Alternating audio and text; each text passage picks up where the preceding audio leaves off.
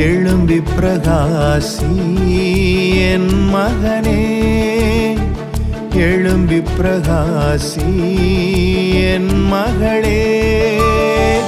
உன் ஒளி வந்தது, மகிமை உதித்தது.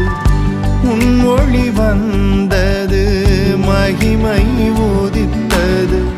மகிமை உன் மேல் உதித்தது. அவர் மகிமை உன் மேல் உதித்தது. கர்த்தருடைய நாம மகிமைப்படுவதாக. ஆண்டவரும் அருமை இரட்சகருமாகிய இயேசுவின் நாமத்துக்கு மகிமை உண்டாகட்டும். இந்த நாளில் கூட கர்த்தர் நம்மளோட கூட பேசுவாராக. இயேசுவின் நாமத்தின் பிதாவே. அவன் எடுத்து வாசிப்போம். 1 கொரிந்தியர் 3ஆம் அதிகாரம், அதுல 17ஆம் வசனத்தை கூட வாசிப்போம். 1 கொரிந்தியர் 3:17. ஒருவன் தேவனுடைய ஆலயத்தை கெடுத்தால் அவனை தேவன் கெடுப்பார். தேவனுடைய ஆலயம் பரிசுத்தமாய் இருக்கிறது, நீங்களே அந்த ஆலயம். யாருங்க? ஆலயம் என்பது ஸ்தோத்திரம், நீங்க தான்.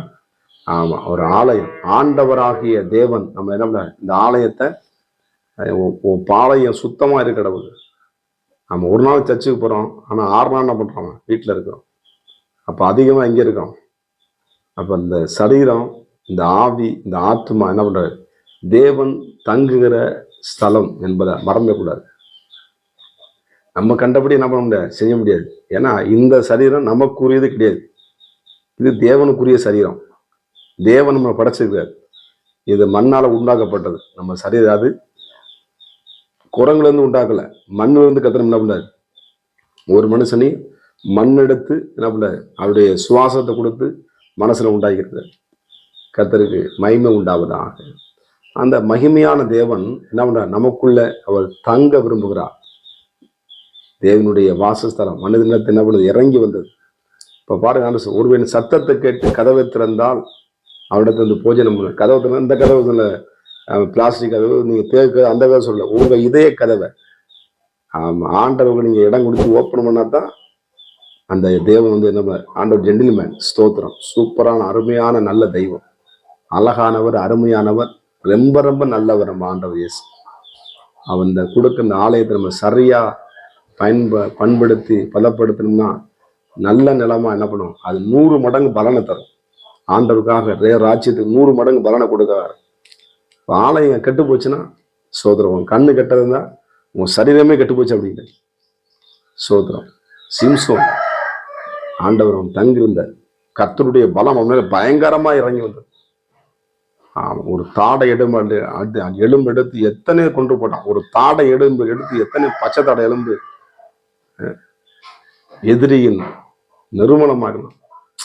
ஆனா பாருங்க, அவனுடைய அந்த சரீரத்தை, அந்த ஆலயத்தை என்ன பண்ணிட்டான்? வேசிக்கு என்ன பண்ணிட்டான்?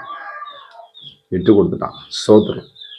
உங்க சரீரம் எந்த பாவத்துக்கும் அடிபணிச்சு போகக்கூடாது.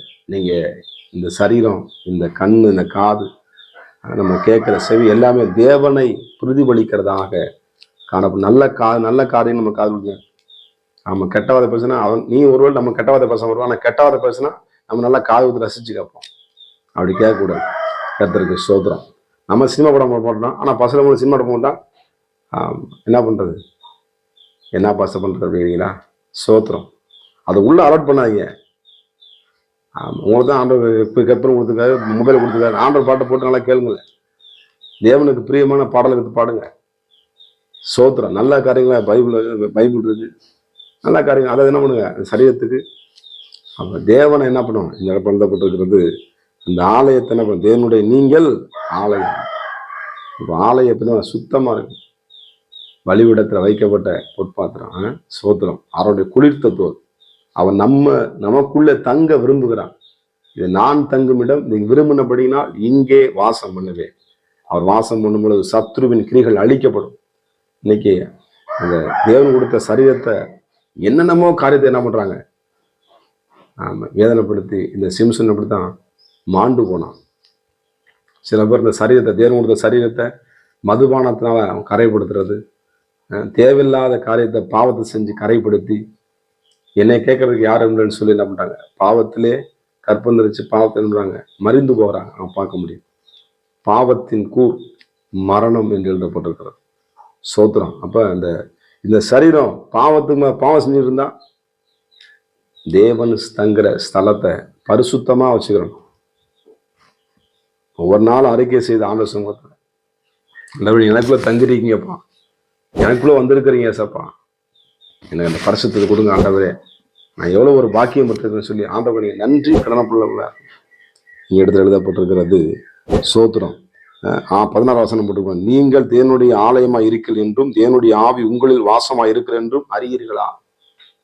சில பேருக்கு நம்ம ஆண்டு உள்ள இருக்கிறத மறந்து என்ன பண்றது? ஆமா, உரை எடுத்து அந்த பேதர் என்ன பண்ணுவாங்க, கத்தி எடுத்து சத்து எவ்வளவு ஸ்பீடா வெட்டுறாம கத்தி எடுத்து அந்த போர்ஷனோட காதை விட்டா எல்லாத்தையும் கூட வெட்டிடுவான். நம்ம எல்லாத்தையும் வெட்டிடக்கூடாது. கர்த்தருக்கு ஸ்தோத்திரம். மாமிசத்தை உரையில போடணும். மாமிசத்தை நீ அடக்க பழகணும். தேவ ஆவியானவ செயல்படுத்த நீ இன்னைக்கு மாமிசம்தான் இல்லை. மாமிசத்தை கிரிகள் தேவனை பிரியப்படுத்தாது. ஆவியின்படி நடக்கிறவர்களோ எனக்கு அருமையான தேவ பிள்ளைகளே, நமக்குள்ள வாசம் பண்ணுகிற தேவன் அவர் நம்மள வாசம் பண்ணணும். சத்துருவின் கிரிகள் வாசம் பண்ணக்கூடாது. பிசாசு வந்து நேரம் ஒரு மனுஷன் நம்ப முடியாது, கொல்ல முடியாது. இஸ்ரவேல் ஜனங்கள் என்ன பண்றான், பாவம் செய்கிறது நம்ம அழகான பெண்கள் என்ன பண்றான், உள்ள அனுப்புறான். உடனே இஸ்ரவேல் ஜனங்கள் பாவம் செய்யறாங்க, இங்க மடிந்து போகிறாங்க. கர்த்தருடைய கோபம் எழும்பு. அது யாரு குழந்தையா இருக்கான் பாருங்க. சோத்திரம். ஆண்டவர் இயேசு ஏற்றுக்கொண்ட பிள்ளைங்களை என்ன பண்ண தவறான அந்த ஆலோசனை சொல்லி இஸ்ரவேல் ஜனங்களுக்குள்ள அந்த அழகான பெண்கள் வந்து அவங்க பாவம் செஞ்சு மடிந்து போகிறத பார்க்க முடியும். ஆலயத்தை அவனுக்கு எடுத்து அவன் சொல்றான், என் மரணம் நீதிமான் மரணம் போல எப்படி இருக்கும் செய்யறது ஒரு பக்கம். ஆண்டவர் என்ன பண்றாரு, தேவன் கொடுத்த ஆலயம் பரிசுத்தமா நீங்க நடமாடும் ஆலயம் என்பதை மறந்துடாதீங்க.